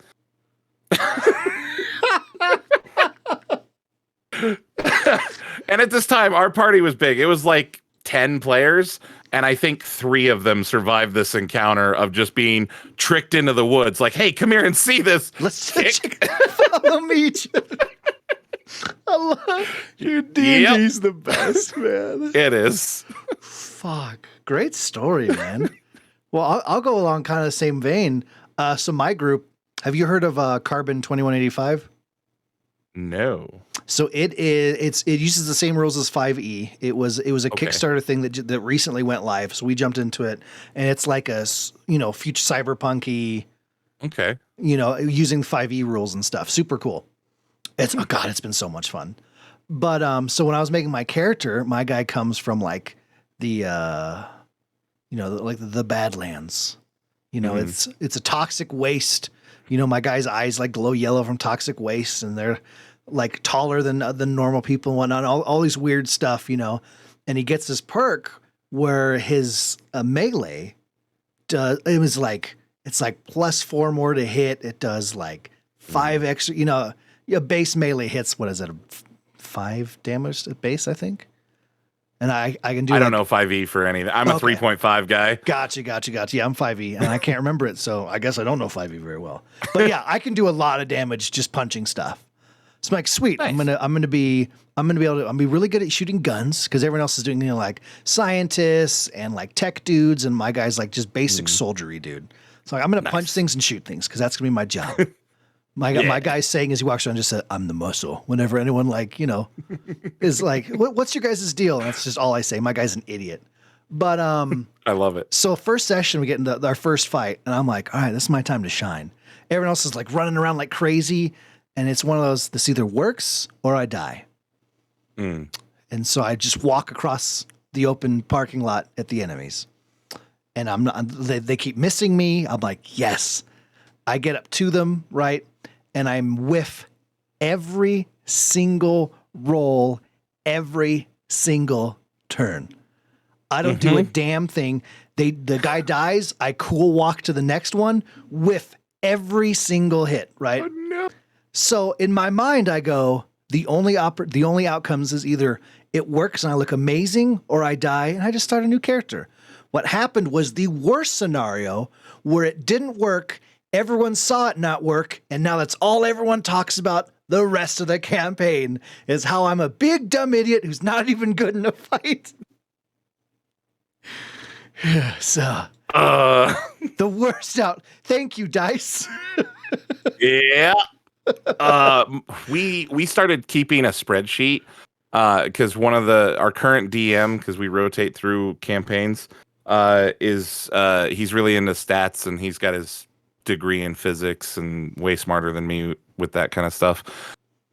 He's figuring out the statistics right now of how often Jake rolls a botch because it shouldn't be as high as it is. Yeah. He botched one night like 26 times. And we only played for like 4 hours. Yeah. Yeah. It's insane. It happens, dude. He botches more than I roll like dice, period. Like it's insane. He's gone through like 3 characters in our current campaign because of it. It's so I've had like in-person games where someone rolled, and like we even had like we're like there's no way, and had them use our own dice and everything. Like I mean, just nat 20 after nat 20 after nat 20 after nat 20 after nat 20, and you're like, there's no way. Right. It happens, man. It's crazy. I'd love to get that luck. I know.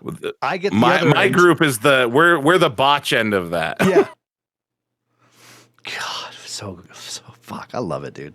Hell yeah. I do too. Well, David, from the bottom of my heart, this has been a real treat, dude. It has. I'm super glad we did this. Me too.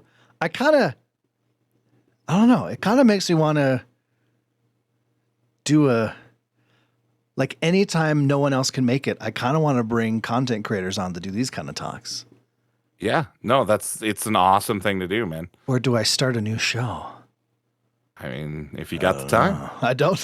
Yeah, if you've got the time, yeah. I want to have the time, and so I'll say I do and go for it and make all the stuff for it and then go, nope, definitely don't have that. Yeah. But before you give me all your plugs and everything, right? Before you plug me the hell up. Ooh. I don't want the generic, if you have one bit of advice for the grind to get the gains, but like legit from the heart. If you could say one thing to someone getting into streaming, what would it be?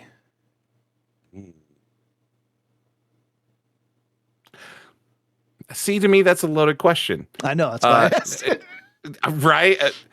Someone getting into streaming as in testing it out, or someone who has decided... Someone who's taking it... Okay, that's really good. A good caveat there.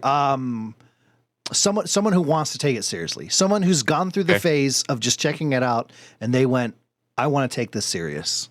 What is not the biggest piece of advice, maybe? It could be the biggest piece of advice, but like the first piece of advice you get, like where to start? I think that they should start where I ended up. Save yourself some time. Where we all should start. No. I think legitimately, no. My point is that find your value and find what you want to add value with. Are you an entertainer? Are you an educator? Find the value that you can add with everything that you're doing.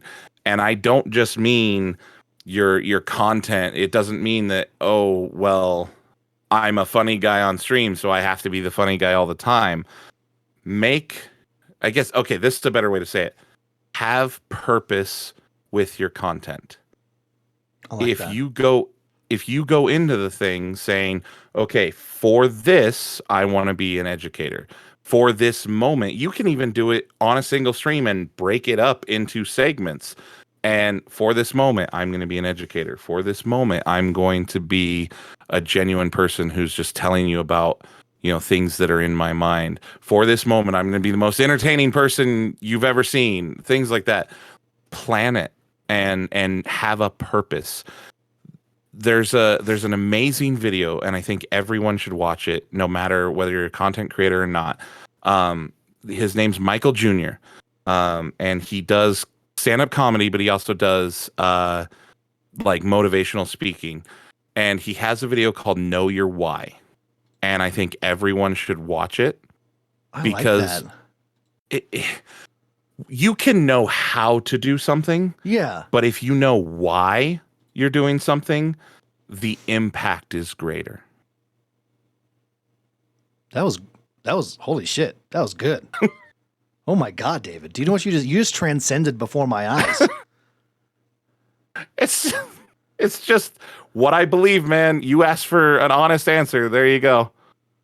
Damn, that was beautiful, man. Holy shit. For me, it's not going to be as deep as that. I'm going to do a very physical something you should do. That's fine. So that's good. I talked about earlier how it's, and you do the same thing where it's very important to just sit down and just be a part of be a viewer. Yeah. You want to stream. It's very important to be a viewer. But something else I would do is I would have a night where I was just a viewer. And then I would have a night where I didn't say a word to anybody. And I wouldn't go to streams of people I knew. I would I would go to browse, whatever game, anything, whatever, and just go through the directory, and I'd have like 100 tabs open of people. And what I would do is I'd scroll through the list and click on people that just interested me immediately. And then I would sit there and go, okay, why did I click on these people going through the list? And I'd go back and look at the thumbnails, and I had a notepad, and I would write notes, funny title, or, they have a camera, or, stuff like that. And like, I wasn't going to stream with a camera when I first started until I noticed the only people I clicked on were people that had a camera. And I was like, okay, I want to have a camera. Check. Because if it's something I'm interested in, other people are only going to click on me if I have a camera, right? If you make a checklist of everything you're looking for, you're going to have people, as dumb as it sounds, like-minded come into your chat. I would then have tabs if I watched someone and I was like, nope, I'm out of here. Boom. I would write why I was out of there. If I had someone that I liked that I stuck around with, I'd keep them open and move on to the next stream until I had like 8 tabs open of people that I've been watching for a while.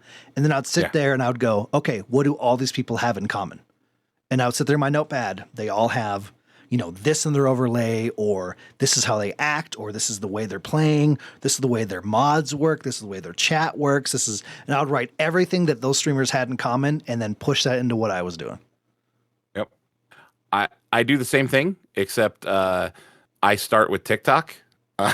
No, that's smart. I don't know why, but actually, yes, I do, because I hate Twitch's discoverability and their links, and it's awful. I hate browsing Twitch. So I do the same thing, but now because I've spent so much time on TikTok, like pretty much my entire FYP is just streamers. So I scroll through TikTok and I do the same thing, and I take down names, and then once I've got a list of like, I don't go as big as you did, 100. Holy crap! No, it's not actually 100. I make everything sound okay. It makes me sound like a busier guy if I say 100. It was really like 8. Yeah, I legitimately write down. My goal is 10. I don't always hit that, but my goal is 10 new people. And yeah, I do that too. I go and I check them out, and I find them on TikTok first because Twitch's search sucks. And this is a bonus right here. Okay. If you're taking streaming seriously, folks, this is a true fact I'm about to say to you. The best way to get discovered on Twitch is not on Twitch. Yep. Everywhere but Twitch. It's the sad truth. Yeah. There was a while, and it's been interesting. When you've been, and I'm not even been here very long in the grand scheme of Twitch, I guess. But you watch the how people describe what the grind is change. Because when I first started, it was the grind. How you got discovered was just streaming all the time. As long as you're always live, you'll be discovered. That was legit, and it worked at the time. That's how you grew on Twitch. And then suddenly all these other social media platforms grew, and that's how you got discovered. And that was a hard thing to switch my mind over on. But the best way to be discovered on Twitch is not on Twitch. Literally do everything you can to be everywhere else, and that will cause people to click on your stream. Even their attempt to fix it, like, I don't know, did you get into the beta that they did for the boost the stream thing? Yeah, that was terrible. I've had it. Our community is super so supportive again. And like, they literally, I don't even have to ask them anymore. When they notice that the Boost the Stream challenge is going on, they go to our Discord and they tag everyone and they're like, it's going on. The boost is happening. Get in there now or you suck. Like, yeah. Oh, yeah. And it's like, geez. But honestly, looking at the numbers and looking at traffic, we've had the boost like 8 times and it's helped us once. Yeah, like, I believe it. It's just Twitch needs to do better. But anyways, 100%. that's a whole nother conversation. A whole other thing. Yeah. Oh yeah. Oh yeah. But yeah, words of wisdom there. Well, Mr. Deathray, Mr. David of Let's Play Deathray, it's a hard thing to get used to. Fair. We're used to it. You've become the face. Like, let's be honest. Yeah. It's because I'm the social media guy, because I'm the social guy. Like, but the other two hate social media. So they're like, okay, you do that part, we'll do this. Like, and you are live more on the channel. That's just the way it is. That's just the way it is. Yeah. You're gonna have to get used to it. But well, sir, plug everything away. Where can people find you, your team on all the platforms? If you want to hit your podcast again, dude, anything you want to plug, as weird as it makes you feel, this is your moment. All right. Well, so twitch.tv/LPdeathray is where we stream everything. It's where our Monday night podcast, we go live with all of our content every day but Thursdays, 7:30 Thursdays and Saturdays, unless I'm doing stuff for like with FUD. Thursdays and Saturdays, we don't do anything, but 7:30 p.m. Mountain Standard Time, you can find us live on Twitch doing anything and everything. And then any of your podcatchers, if you look for Life is Unfair, that is our Malcolm in the Middle podcast, where we do a rewatch and go through the entire series episode by episode. Oh, and I guess I should mention this here. I guess also we're doing a big subathon on the 28th of this month, starting at 7:30 p.m. Mountain Standard Time. We're going to be going potentially for 3 days. Yeah, we're going live at 7:30 p.m. I don't know how to tell you this. From a medical standpoint. It doesn't sound healthy. Look. Okay. Oh, that's why you have a team. I got you. Yeah. I wanted to say something really smart ass, but no, sincerely, we're not going to be killing ourselves or anything. We will be tired, but there's 3 of us, so we will be in shifts. If we meet our goals for it, we will be live for 3 days. Damn, that's hype, dude. Yeah, that's real poggers, Chief. Hey, I wanted to do a no capped one, but I don't have enough like vacation time at work, so I just have to do it over the holiday weekend. Yeah, exactly, 100%, dude. Oh my god. Well, once again, dude, thank you so much for jumping in here tonight. I had an absolute blast. It's something I haven't been able to do on the podcast before, or in a pod. Every time I've been a guest, it's for like a specific game, and that's what we talk about. I haven't been able to just sit down and have a content creation conversation. And this was legitly, it was a real treat. Thank you. This was amazing and I love it. And I always love talking to you, but this especially was so nice. It was nice. Well, once again, everyone, thank you for joining us for episode 102 of Just Some Guardians. When we do the stream, or when we do the podcast, it's live. That's twitch.tv/JustSomeGuardians. Friday nights at 11:30 p.m. Eastern. Come on by, check that out, ask questions in chat. We'd love to have you part of the conversation. Say what's up. JustSomeGuardians.com. Head on over there. Embedded in the website is our YouTube, the Twitch is there, and our RSS feed for the podcast and audio format. Everything you need is there. Go there, click on the links. You're set, okay? As for myself, I'm Elmmerfudd. You can find me on Twitter, Twitch, YouTube, TikTok, Instagram, all those places at Elmmerfudd Games. MMD. Join us next week for mutual chaos and utter incompetency. David, can I get a hoya? Do I not get one? What? Did you not hear me? Your microphone cut it out. Oh no, yeah, my noise gate.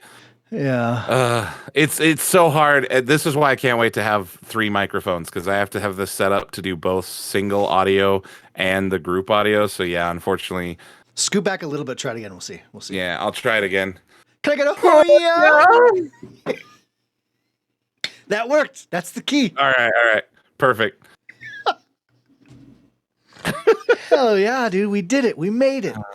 I saw it, dude. I saw it, dude. I was real poggers, champ. Fuck. Oh No my cop.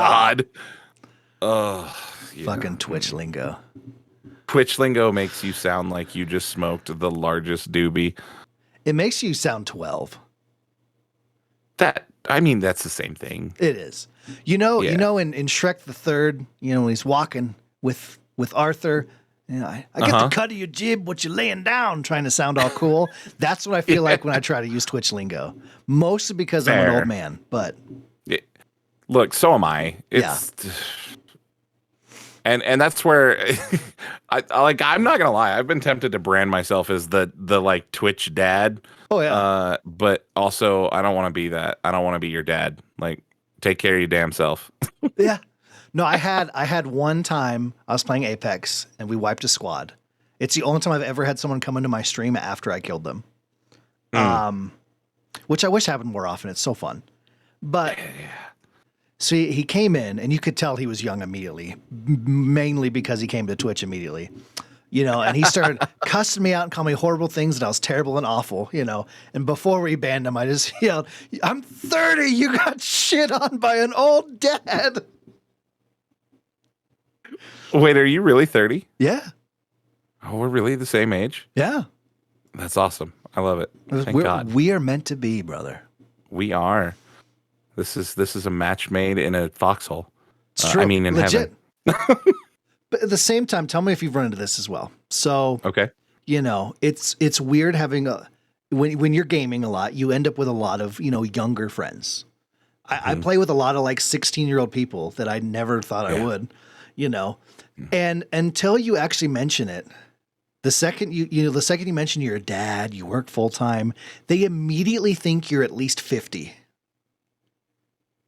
Have you run into this? I get treated like it. No one's brave enough to say it to me. Okay. Because I've had this happen a lot where people think I'm and I don't know if it's the beard or what, but it's the second these young whippersnappers, they hear that I have kids, and I'm working and stuff. For a long time, they'll treat me like a super old dude. And then I'm finally like, how old do you guys think I am? I don't know, like 47 or something? I'm like, I'm 30. What the fuck? I think I get spared from it a lot because I end up like Gary and Archer are kind of my OGs. And so a lot of the stuff that I do, I'm with them. And if I'm not with them, I'm generally with Jake and Kyle. So like I get spared it a lot. But yeah, you get that sort of feeling from some of them. But I fortunately haven't had to deal with that one too much, except on TikTok. Oh, it hurts. It hurts. Yeah. All right, stream. I'm gonna end that one there. Thank you all for joining us for the podcast live show. We're out here. It's awesome. Follow this man. More importantly, follow Deathray and